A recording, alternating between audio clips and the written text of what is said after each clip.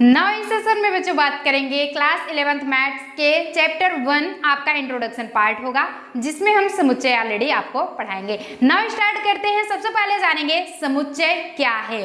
वस्तुओं के उस समूह अथवा समाहार को समुच्चय कहते हैं, जिसमें उपस्थित जो वस्तु होता है वो किसी विशेष गुण को दर्शाता है। ऑलरेडी वो विशेष गुण ये भी बताता है, साथ ही साथ उसमें क्या समुच्चय उपस्थित है अथवा नहीं। चलिए नाउ देख लेते हैं। उसके कुछ एग्जाम्पल्स के तौर पे हम जानेंगे कैसे आपको ऑलरेडी पता चलेगा कि ये समुच्चय है अथवा नहीं।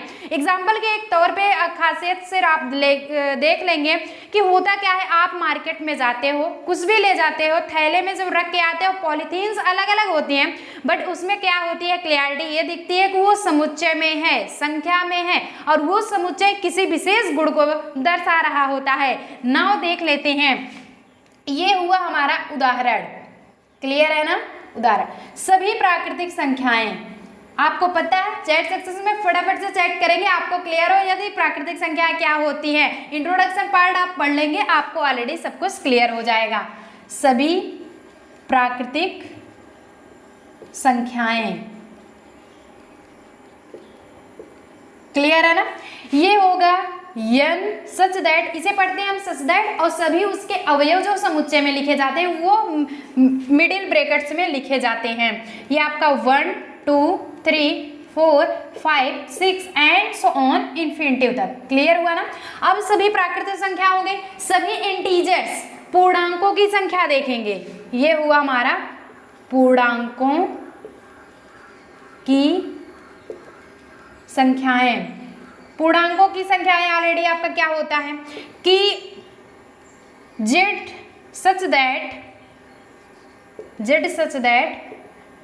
-3 -2 -1 0 1 2 3 एंड सो ऑन। क्लियर हुआ बात, क्लियर हुआ, समझ में आ रहा है बात, आपके समझ में आ रहा है। ये हमारा z सच दैट होगा कि बता रहा है, और आपको कंफर्म होना चाहिए जो राइट साइड होता है वो हमेशा पॉजिटिव होता है एंड लेफ्ट साइड में हमारा निगेटिव पॉइंट होगा। सो हमने यहाँ पे निगेटिव यूज किया है, इन्फिनिटिव इस साइड भी है एंड इन्फिनिटिव इस साइड भी है। नाउ इससे हमें क्लियर हो रहा है कि सभी प्राकृतिक संख्याएं ऑलरेडी हमारे समुच्चय में आते हैं, समुच्चय होते हैं। पूर्णांकों की जैसे संख्याएं हो गई। फिर आप देखेंगे परिमेय संख्याओं का समूह, ये देखेंगे परिमेय संख्या। परिमेय संख्या क्या होता है, जैसे q सच दैट, ये होगा p/q के फॉर्म में। ये कुछ भी फॉर्म ले सकते हो आप, क्लियर है ना। लेकिन ये है कि ये हमारा लॉन्ग है, इसमें ये स्मॉल है, क्लियर हुआ। तो आज हमने पढ़ लिया समुच्चय क्या है, इसका कंडीशन पता हो गया और किस किस कंडीशंस पे ये लगता है। नाउ ये आपको पता हो गया। नाउ अब हम जानेंगे नेक्स्ट पॉइंट, इसके मेन पॉइंट्स के बारे में चर्चा करेंगे। मेन पॉइंट्स क्या होता है, नाउ उसे भी देख लेते हैं। मुख्य बिंदु, कि समुच्चय का यूज कहां कहां पे और किस किस कंडीशंस पे यूज किया जाता है। नाउ फर्स्ट हमारा आता है, बात करें अगर समुच्चय के लिए, तो उसके जो वस्तु होते हैं, अवयव, सदस्य सभी पर्यायवाची होते हैं। क्लियर हुआ। आपके फर्स्ट पॉइंट में बताया जाएगा आपके समुच्चय के जो अवयव होंगे, अवयव कुछ भी हो सकते हैं, जैसे आप A B C D E, इसे ऑलरेडी अवयव भी कह सकते हैं, सदस्य भी कह सकते हैं। ये हमारा क्या होगा, फटाफट से चैट सेक्शन करना नहीं बोलेंगे, आप इसे वस्तु, अवयव या फिर सदस्य कुछ भी कह सकते हैं कि ये इसके अंतर्गत इतने अवयव हैं, इतने सदस्य हैं, इतने हमारे क्या हैं फैमिली मेंबर्स में बता रहे हैं। क्लियर हुआ ना। अब नाउ नेक्स्ट पॉइंट जानते हैं। फर्स्ट आपका क्लियर हो चुका है, और ये भी जानना चाहिए कि समुच्चय में बड़े अक्षरों से उसे यूज किया जाता है। समुच्चय को ऑलरेडी बड़े अक्षरों से निरूपित करते हैं, सच है जैसे कि A B C D E etcetera. Clear हो।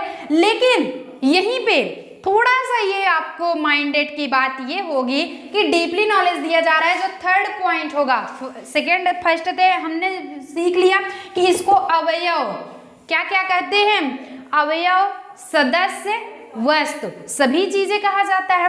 और सेकंड में आता है कि आपका जो अंग्रेजी समुच्चय होता है अंग्रेजी वर्णमाला के बड़े अक्षरों से लिखा जाता है। लेकिन डीपली नॉलेज ये है कि समुच्चय में जो उसके अवयव होते हैं वो ऑलरेडी स्मॉल लेटर होने चाहिए। बिल्कुल आप ध्यान देंगे कि आपके जो समुच्चय होंगे उसके अक्षर बड़े होंगे और जो छोटे होंगे वो अवयव कहलाएंगे, जो छोटे होंगे वो अवयव कहलाएंगे। कंडीशन क्लियर हो गई? चैट सेक्शंस में फटाफट से चैट कीजिए, कंडीशंस आपको क्लियर हो गई? कोई दिक्कत? अगर कोई भी दिक्कत हो तो आप फटाफट से अभी जस्ट अपना डाउट क्लियर कर लीजिए। नाउ चलते हैं नेक्स्ट स्टेप पे। अभी हम जानेंगे इसे किस विधि के रूप में निर्माण किया जाता है। एक तो रोस्टर विधि होता है, एक समुच्चय निर्माण विधि जिसे बिल्डिंग फॉर्म कहते हैं, रोस्टर फॉर्म। नाउ वो देखते हैं, फटाफट से स्क्रीनशॉट ले लीजिए। बने रहेंगे ऐसे इंटरेस्टिंग वीडियो, हम फिर मिलेंगे नेक्स्ट स्टेप में। चलिए नोट डाउन करिए।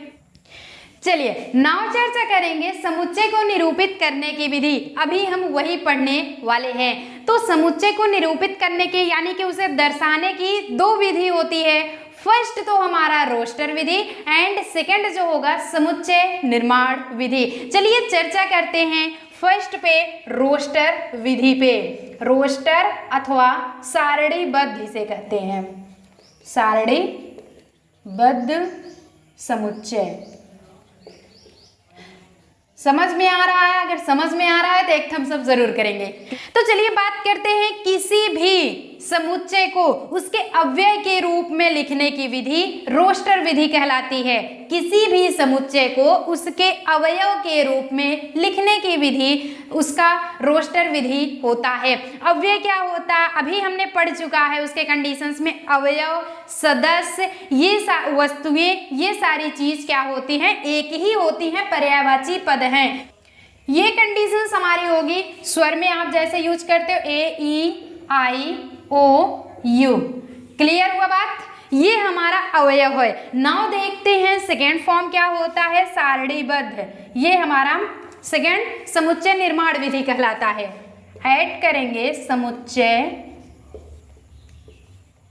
निर्माण विधि।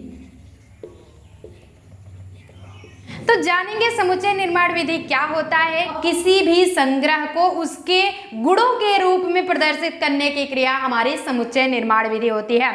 जब तक यानी कि कोई भी आप पूरा जैसे एक टेम्पल है, आप मंदिर बनवाना चाहते हो, सो सब कुछ सामान आपके पास है, मटेरियल रखे हो, बट जब तक उसका निर्माण नहीं होगा वो बनके तैयार नहीं होगा। सो उसके फैकल्टी देखे जा रहे हैं ना, क्लियर हो रहे हैं? उसके फैकल्टीज देखे जा रहे हैं। तो आप बात करेंगे समुच्चय निर्माण में किसी भी संग्रह को उसके गुणों के रूप में लिखने की विधि समुच्चय निर्माण विधि कहलाती है। सच है जैसे कि कंडीशंस में देख लेते हैं, ये कुछ यूं होगा। क्लियर हुआ बात? समझ में आया? प्राकृतिक संख्याएं हैं एंड सो ऑन, आप ऑलरेडी कर सकते हो, इतना तो क्लियर हो गया। नाउ चलते हैं first and last step, conclusion. At first आपका जब पढ़ते हो तो प्रस्तावना आता है, क्यों? और लास्ट में हमारा उद्धरण जिसे हम क्या कहते हैं, कंडीशन हमारी टिप्पणी की होती है। क्लियर हुआ बात ना? टिप्पणी। तो सबसे पहले हम ऐड करेंगे टिप्पणी, इसमें हम देख लेंगे। ध्यान रहेगा टिप्पणी में क्या होगा, किसी भी समुच्चय को रोस्टर विधि में यही पहला आ रहा है, क्या बात है, मेन है भैया, कहेंगे फर्स्ट है तो इसलिए मेन है, तो वो फॉर्म देखेंगे। ऐसा कुछ नहीं, वो फॉर्म ही है। किसी भी संग्रह को अथवा समूह को रोस्टर विधि में लिखते समय उसके अवयव कभी भी दोबारा नहीं होने चाहिए। सच है जैसे कि कंडीशंस हम देख लेते हैं, आपका SCHOOL स्कूल का कुछ यूं फॉर्म होता है, स्पेलिंग ये होती है, बट यही स्कूल जब आपको समुच्चय फॉर्म में लिखने को होगा तो SCHOOL हमेशा ध्यान रखिएगा, यूं ही फॉर्म में आप यूज करेंगे। सो ये अलग अलग फॉर्म है, कामा भी यूज कर सकते हैं। क्लियर हो गया ना? तो किसी भी संग्रह को उसके रोस्टर रूप में लिखने की फॉर्म में उसे हमेशा उसके जो अवयव होते हैं एक ही बार होने चाहिए, दोबारा नहीं होना चाहिए। ओ डबल बार आया था इसलिए हमने ओ को वन टाइम ही यूज किया। क्लियर हो गया? आई गेस आपको लेक्चर बहुत बढ़िया सेशन लगा होगा। अगर सेशन बढ़िया लगा हो तो एक थम्स अप जरूर करेंगे। चलिए मिलते हैं एक्सरसाइज 1.1 लेकर के नाउ इसके बाद। तब तक के लिए अगर ज़्यादा से ज़्यादा शेयर करेंगे, लाइक करेंगे, क्योंकि अगर आपको बढ़िया कंटेंट प्रोवाइड कराया जा रहा है साथ ही साथ स्पेसिफिक चैनल यूनियन क्लासेस पे। यूनियन क्लासेस पे आपको स्पेसिफिक 11th एंड 12th के मैटर्स बताए जाएंगे मैथमेटिक्स के बारे में।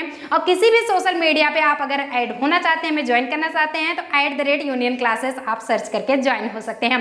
अगर फेसबुक देख रहे हैं पेज को तो फेसबुक पेज को जरूर लाइक करें।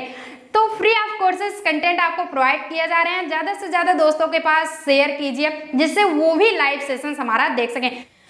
आपको पता है हमारा जो पढ़ाने का टाइम है वो 9 AM पे मैथमेटिक्स 11th होगा and 9 PM 12th mathematics start है।